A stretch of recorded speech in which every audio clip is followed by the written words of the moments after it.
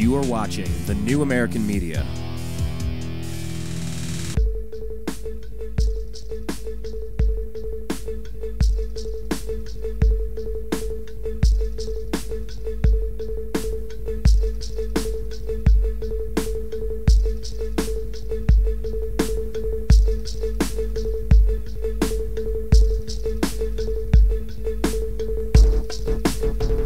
Live from the Milky Way galaxy, planet Earth, North America, California, Los Angeles. Thank you very much for joining us today.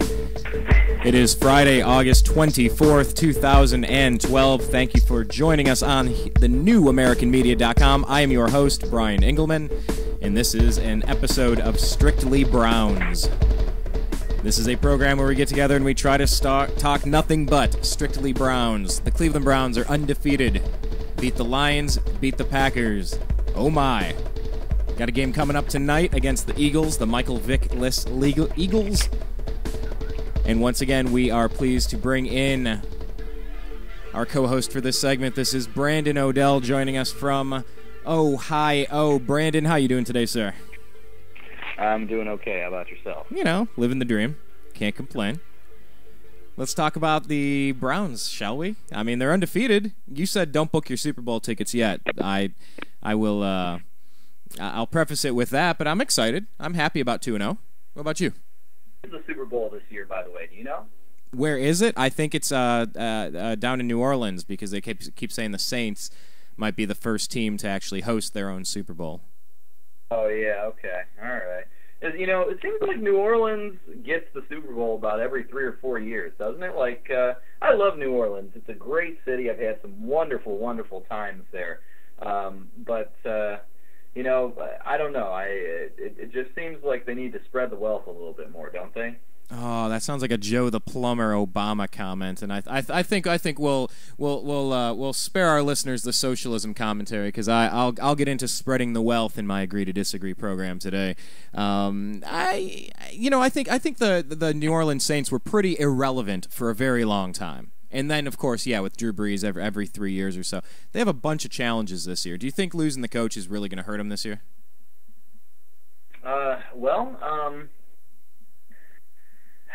I guess the main thing there is how much will the absence of Sean Payton's play calling affect Drew Brees?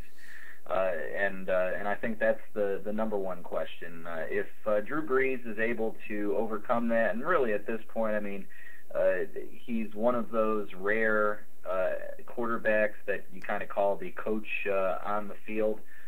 So maybe it won't be all that important, but at the same time too, Drew Brees is getting a little bit older, and might have a little bit of a step back after getting that big contract signed. You know, sometimes players are playing so hard for that contract, and then have that setback early on in the season that affects them for a while. So who knows? But I certainly have no problem rooting for the Saints getting back to the Super Bowl, being that they seem to, well, let me rephrase that, with the exception of the whole Bounty Gate thing, I've always kind of felt that they seem to do it the right way.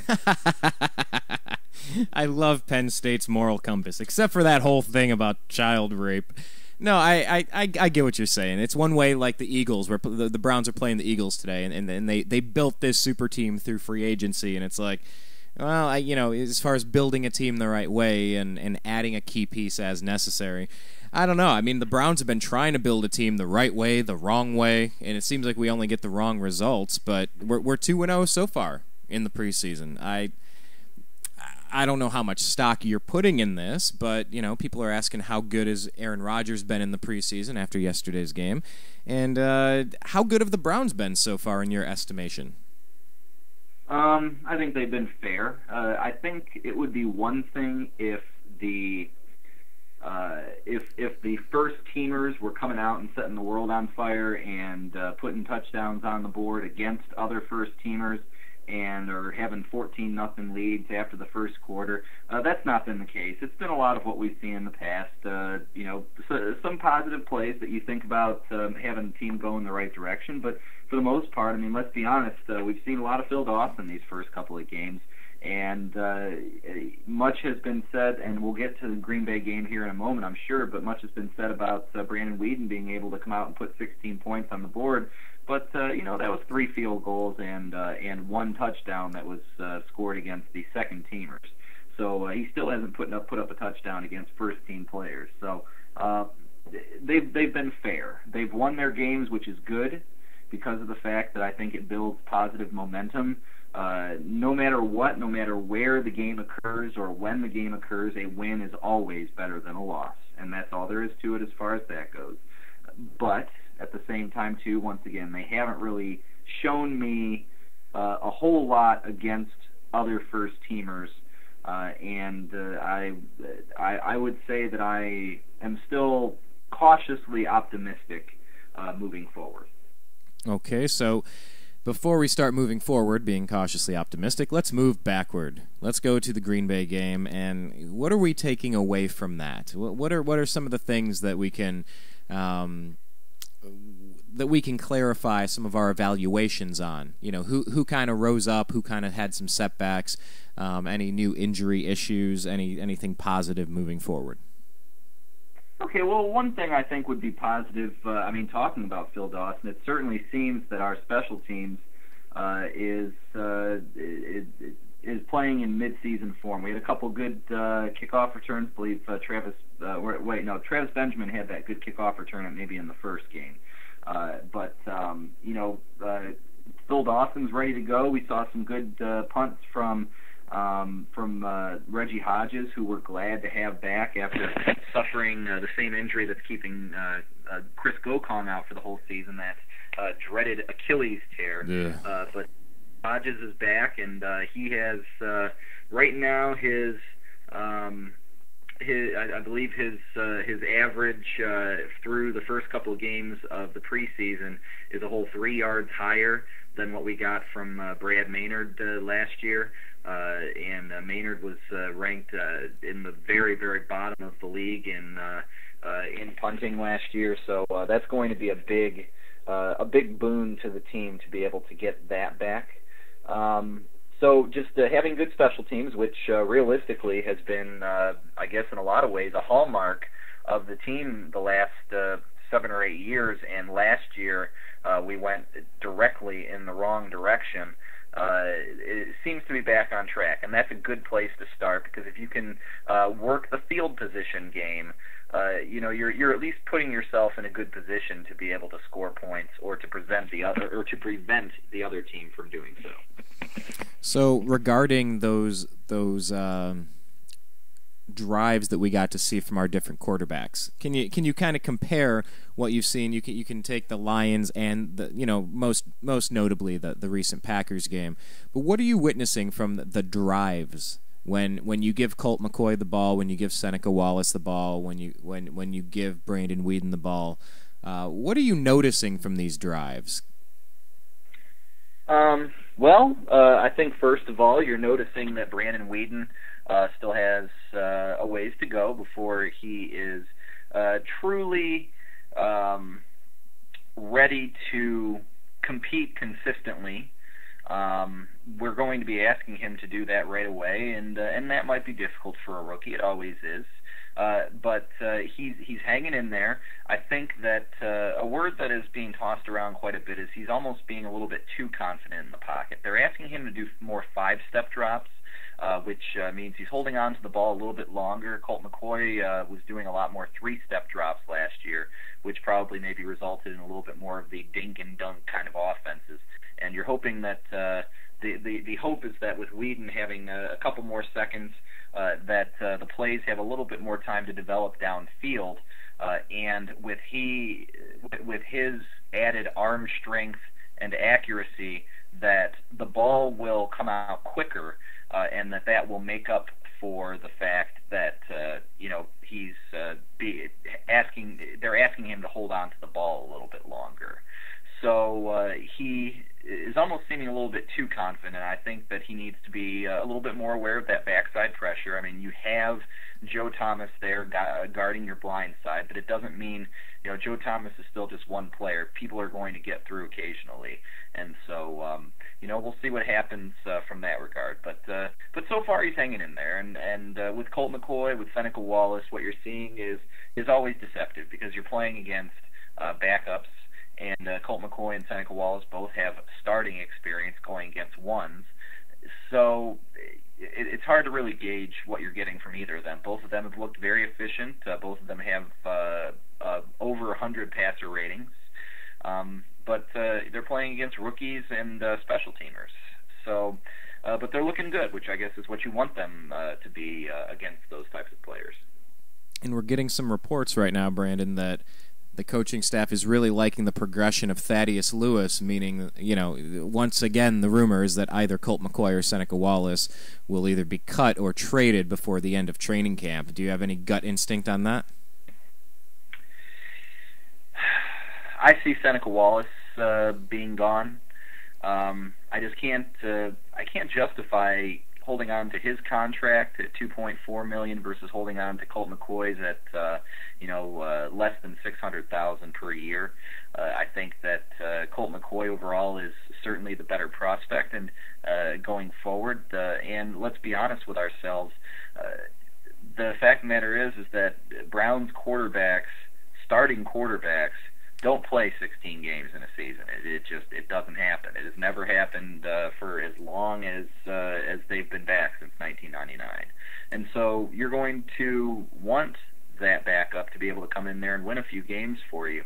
I think Colt McCoy gives you a little bit of a better chance to do that, and honestly, I think that he's going to come in with a little bit of a chip on his shoulder, and maybe give the opposing defense a little bit of a different look than what they're getting from Whedon, and maybe he'll be able to pull out a win for us. But overall, I say you cut Seneca Wallace, and you hold on to Colt McCoy, and you let those two young young is a misleading term, two quarterbacks who have few years of service in the NFL in Brandon Whedon and Colt McCoy kind of learn together.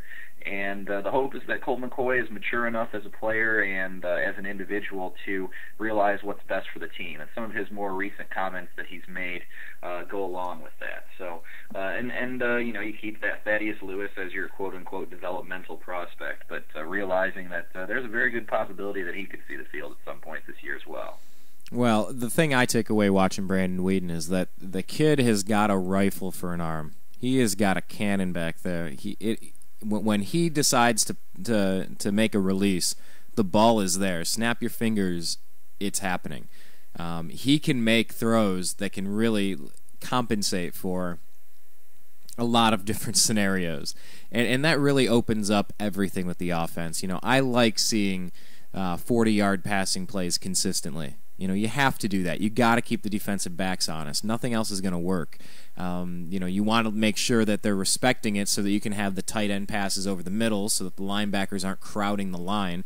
And you want to get them to over-pursue and then hit them with the screen when they're trying to bring too much pressure. So let's talk about that position real quick because obviously the running back position catching a lot of these screens, Trent Richardson has been gone for the past 2 weeks. I mean, we've never seen him against another team, and they're saying, we're hearing word leaking out that he's supposed to be ready to start for the Game 1 opener. Do you think we're going to see Trent Richardson for Game 1 against the Eagles? And then we can talk a little bit about what we've witnessed from the other Cleveland Browns running backs in the first 2 games so far.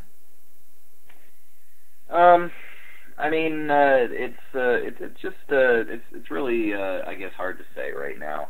What's your opinion on things?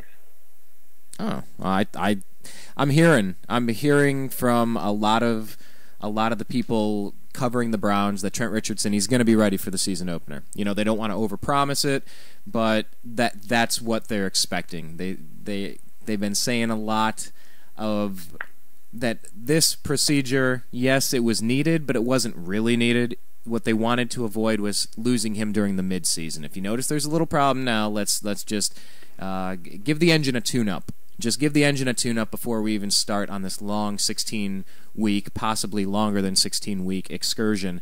And I don't blame him for that. But yeah, I mean, all signs are pointing toward Trent Richardson coming back, and I am a little disappointed that he hasn't been able to develop some sort of chemistry with Brandon Weeden in a game scenario yet.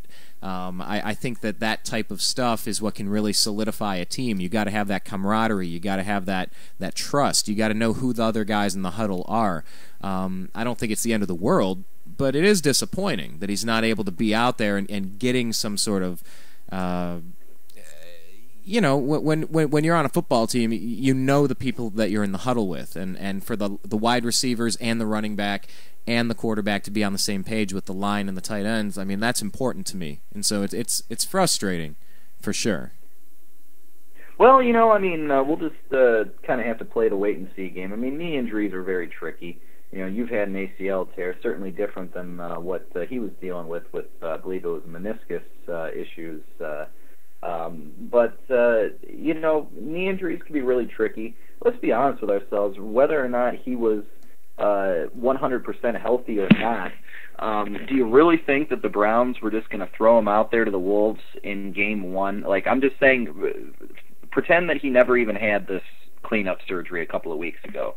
He's fully 100% healthy. He's been playing in the preseason. They're not going to hand the ball to him. He's not going to get 25 touches in the first game of the season. He's just not. They want to work him in and build his own confidence a little bit.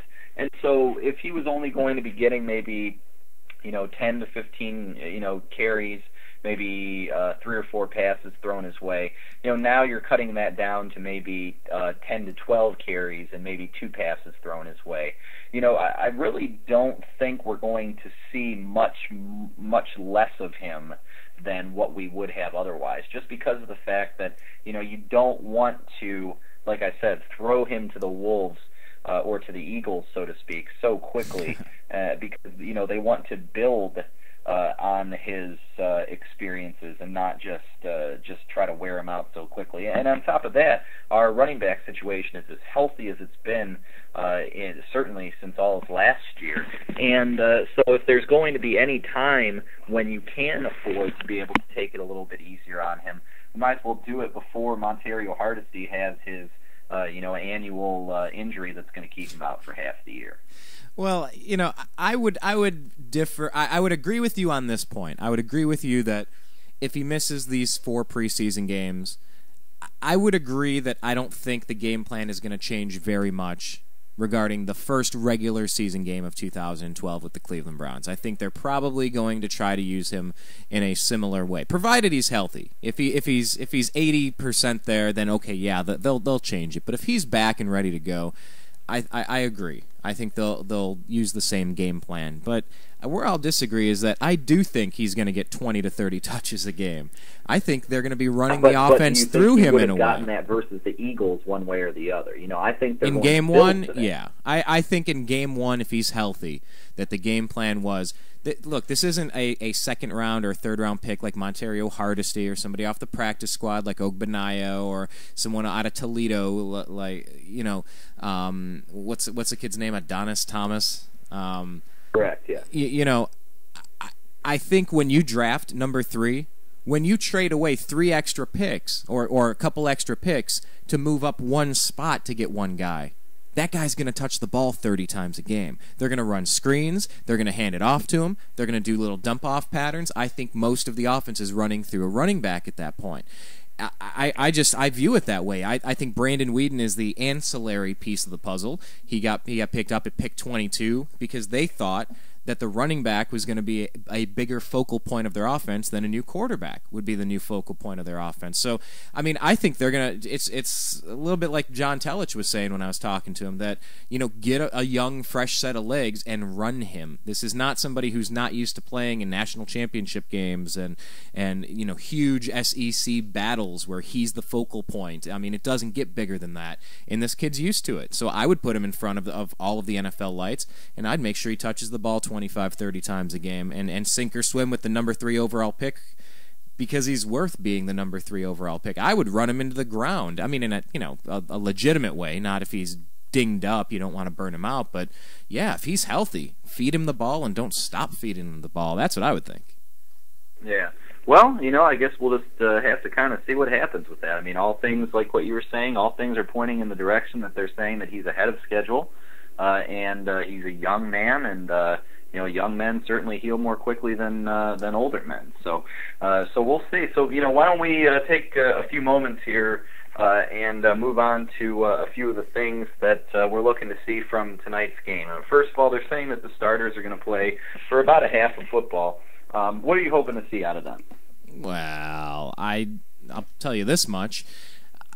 Michael Vick is going to be gone, obviously, so that's going to change how you scheme. But you remember we played the Eagles pretty tough last year. I remember we were getting a ton of pressure on Michael Vick last year in the preseason. We were crushing him in the preseason. What I'm really looking for, I think in last week's game we saw Brandon Weeden progress. I think we saw Josh Gordon. I think we saw... we saw the receiving core progress, and I think this year we're going to start getting the stats in this week's game. I think that long passing play over the middle. Who was that? Greg Little. It was, I don't know, 30, 45 yards or something. Came up short at like the 3-yard line or whatever. Yeah, I mean, 1 inch away from a touchdown, a couple of yards away. I think these are going to become consistent touchdowns. I want to see touchdowns get put on the board, and I think we're there. I understand that Brandon Weeden has a long way to go, but I also think he gets it. I also think when you let a really good Oklahoma State team the way that he did, I think he understands how you get down there and get your touchdowns, not just getting close so that Phil Dawson can get a chance. I think Brandon Weeden's the type of quarterback where he's going to take those end zone shots. He's not going to settle for 3. And whether the coaching staff is telling you, let's play for 3, I don't think that's who Brandon Weeden is. And he's 29, so we got to put him in there and see what we've got, because we can't develop him for 5 years. He's already into his prime, if not getting ready to get out of his prime. So what I'm hoping for and what I'm expecting are passing touchdowns from the Cleveland Browns. What about you? I certainly wholeheartedly agree with you. Going along with that, you're going to be facing a very similar defense to what Detroit ran a couple of weeks ago, called the Wide Nine. That means that basically you're going to have in the defensive side of things, the idea is that you have more guys on the line of scrimmage than what they can block, and they're going to be coming at us. And you're going to see, I want to see Mitchell Schwartz being able to do a little bit of a better job than what he was able to do a couple of weeks ago versus that wide nine defense. He certainly had a better game last week, but a different type of pressure that Green Bay was bringing. So I certainly am interested in seeing how the offensive line is able to protect Brandon Weeden. But yes, I think seeing at least one passing touchdown and being able to see at least one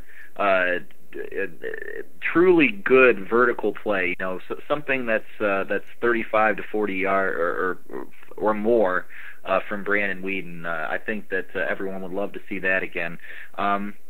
Besides that, you're going to see Montario Hardesty running the ball. Let's hope that he doesn't put it on the deck first thing like what he did last game. Oh, yeah. Talk about that for a second, because you called it. In the pregame show, we've been doing this show, hell, back to last year we were talking about a lot of sports here at thenewamericanmedia.com, but even last week you just said, yeah, Montario Hardesty, he's got a bad case of dropping the football, and that might lead to him eventually getting cut. Turns out, first play from scrimmage, he fumbles the ball away. I instantly thought of you, Brandon. I said you could not have nailed that prediction any more than you did, but you got to also look at the coaching staff. They trusted Montario Hardesty enough to give him the rock, and he ended up going in and getting a touchdown. He had, 40, 50 yards. He didn't light the world on fire, but he kind of redeemed himself, and he punched it into the end zone. How would you rate what you've seen out of Montario? So performance so far. We really haven't seen any big flashes, and that's what you're still looking to see from the running backs. And, we haven't seen that from any of the running backs so far. And so certainly you'd like to see a couple of big runs by Hardesty. And for the love of the good Lord, just find a way to hold on to the ball, both in handoffs and a couple of screenplays. The coaching staff has little to no confidence in Montario Hardesty's ability to catch the ball out of the backfield, and that was one of the key things that Trent Richardson was supposed to be bringing to this team. And if you want to be a starting running back in the NFL these days, you need to be able to do both, because running backs just simply aren't getting 25 carries a game like they used to. So you're going to get 17, 18 carries, and then you're going to get 5 or 6 passes thrown your way. What are you going to do with them?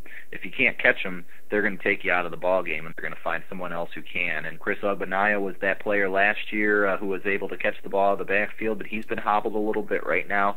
Brandon Jackson just has kind of been underwhelming so far. And then you go down to your Adonis Thomas types, and he's probably looking at a spot on the practice squad. Let's be honest with ourselves. Well, okay, let me jump in there. I'll be honest, and I watched side by side Brandon Jackson, and I watched Adonis Thomas, and I would take Adonis Thomas and cut Brandon Jackson. I saw a player with more burst out of Adonis Thomas. I saw that once he got into the scrum, he would lurch forward for 1, 2, or 3 yards instead of get stalled or go backward 1, 2, or 3 yards. I saw a running back that I would want touching the ball. Brandon Jackson looks slow. He looks lethargic. He looks ineffectual. How would you critique my critique of that 3rd and 4th running back spot? Well, I mean, I think that very well could be the situation that occurs. But they've also invested money in Brandon Jackson that they haven't invested in Adonis Thomas, and money talks. And they had given Brandon Jackson a signing bonus last year. I'm sure they re-upped some sort of roster bonus with him this year, and he hasn't even played it down for the team yet. So it's kind of hard to cut a guy that you haven't even gotten a chance to actually see on the field. But I don't know. We'll see. So overall, let's look for more verticality from the offense. Let's see some touchdowns. But that doesn't matter when it is. That's always what we want to see, whether it's preseason or no. As far as the defense goes, the defense has been playing hard. They've been getting interceptions, which is great. You want to see some of those ball-hawking players continue to make plays. David Sims is one that comes to mind that's looked very good. He's put himself in a very good position to make the 53-man roster after being on the practice squad for about the last 3 or 4 weeks of the season last year. You have some of those bubble players that certainly could go one way or the other. I think that one of them in particular is Craig Robertson, is a guy at linebacker who's really been pushing for some time. He's one that has a good shot at making the team. Marcus Bernard has looked pretty good so far, and has looked strong being able to rush the passer so far. So I'm looking forward to seeing what he's able to do going forward.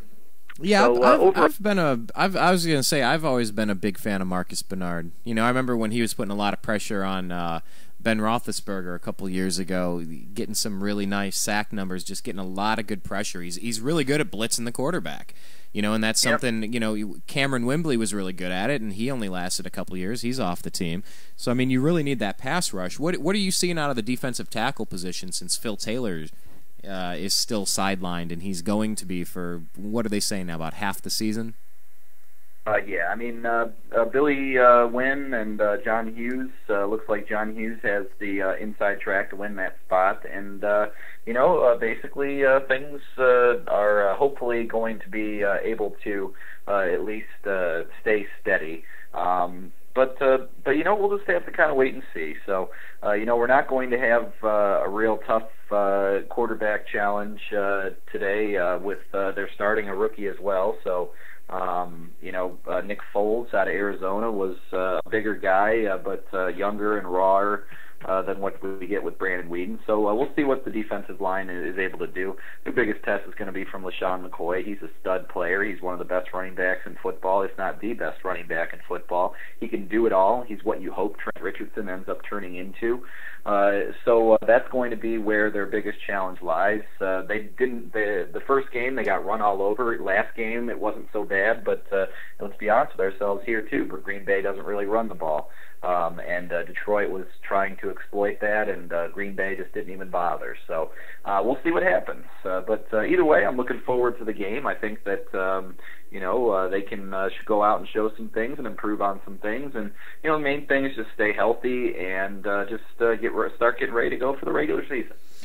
Brandon, let me ask you a quick question. Are we about out of time here today, or do we have a couple more minutes? We're getting pretty close, yeah. Okay. Let me ask you this then.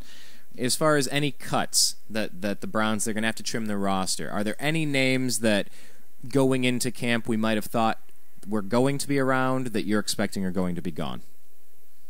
Well, they're saying that Usama Young just hasn't been able to see the field because of injuries, and he was someone that was brought in to be a starting free safety, and really has underwhelmed a little bit in his own right. And that David Sims that I mentioned a little bit earlier is someone, along with Eric Hagg, who are young guys that are really looking to take his spot away from him. So I would say that's one guy to look at. And then on the offensive side, I'd say one guy to look at that also fits under the underwhelming tag would be Carlton Mitchell. Has been injury-riddled, hasn't had great size and speed coming out of, I believe, Central Florida or South Florida. Had good measurables, but just hasn't been able to show it on the football field. And he is definitely at the bottom of that depth chart, and really might not survive the first round of roster cuts, much less the second.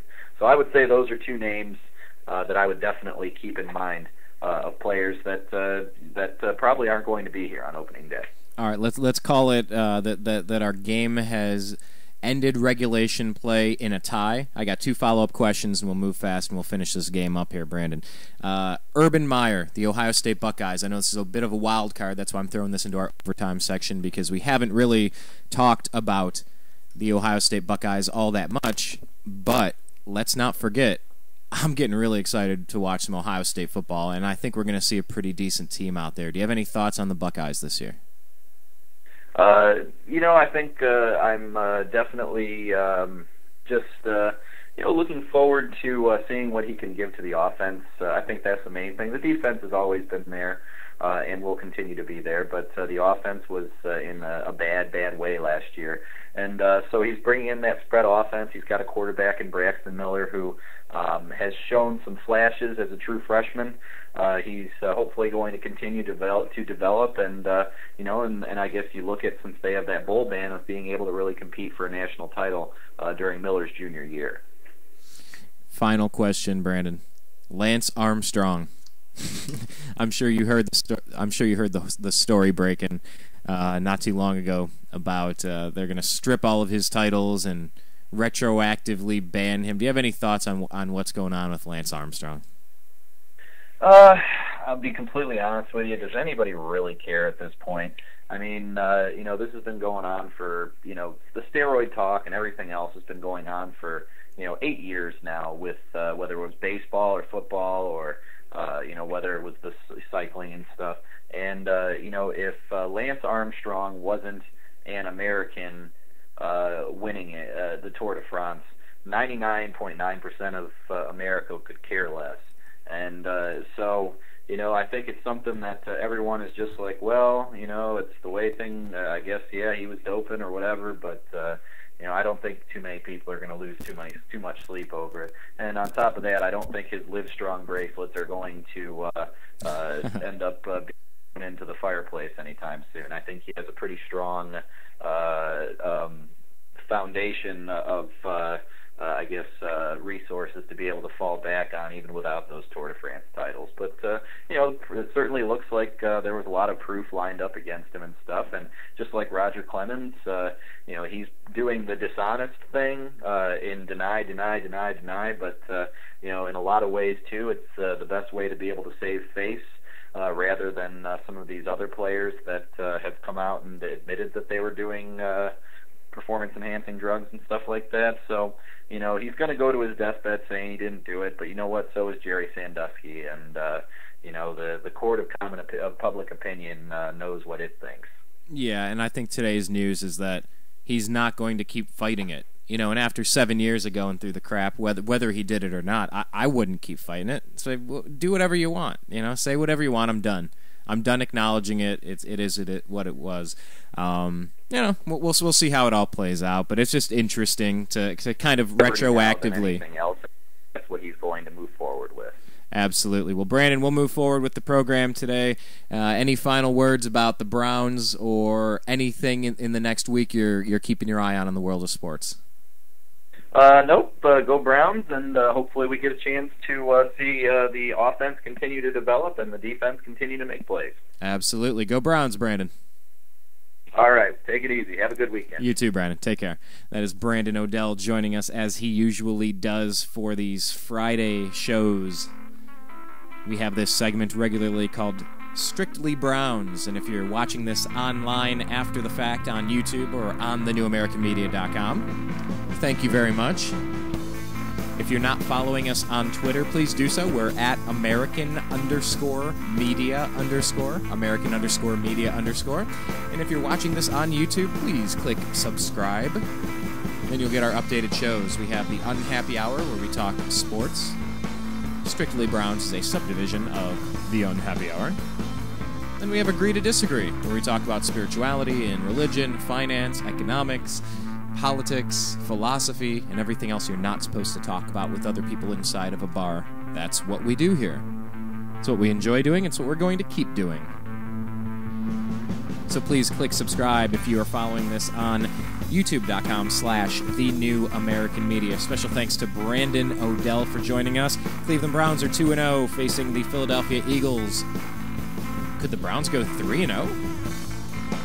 Is this an indicator of future things to come? We shall see.